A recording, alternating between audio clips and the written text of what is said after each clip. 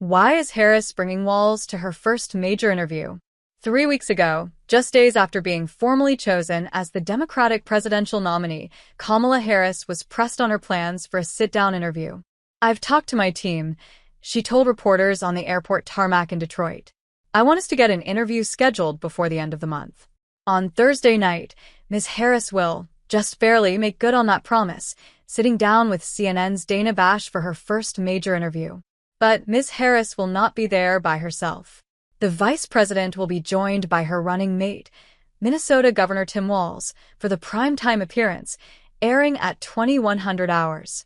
Ms. Harris may have answered the question of when she would conduct an in-depth, substantive discussion of her candidacy and agenda, standard procedure for all major party presidential candidates. But with Mr. Walz in tow, the decision to make this a joint appearance may also fuel growing criticism that after escaping the rigors of a months-long presidential primary, she is now dodging the scrutiny that comes with a solo interview. "I think it's incredibly weak sauce, to show up with your running mate," said Scott Jennings, a former special assistant to President George W. Bush, on CNN, adding that Harris had a troubling lack of confidence in her own political ability.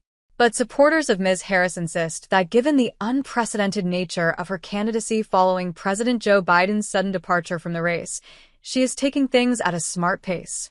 "I think the cadence has been right," said Peter Giangreco, a Chicago-based Democratic strategist. "Win the nomination, pick your nominee, lay out your economic plan, do your convention, and now do some sit-downs and amplify that." Joint interviews featuring both members of a presidential ticket are not unusual.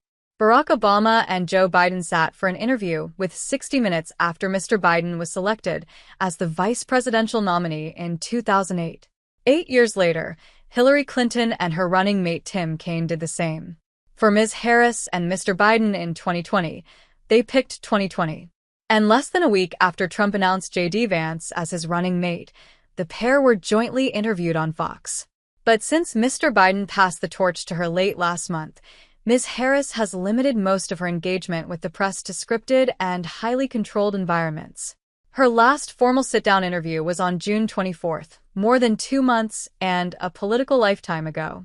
Her occasional interactions with reporters, brief answers to shouted questions on her way to and from campaign events, have done little to quell Republican claims that she is shirking any opportunity to have her record and agenda put under the microscope.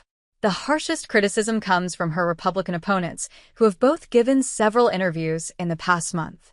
"She's not smart enough to do a news conference," Mr. Trump told media earlier in August. "She won't do interviews with friendly people because she can't do better than Biden." The Democratic nominee has enjoyed a surge in momentum since entering the race. Now, after her whirlwind introduction to American voters, she needs to reinforce that energy, said Republican strategist and Trump critic Chip Felkel. "She's got to get out there," he said. "She's got to show that she can think under pressure because that's part of what the president has to do."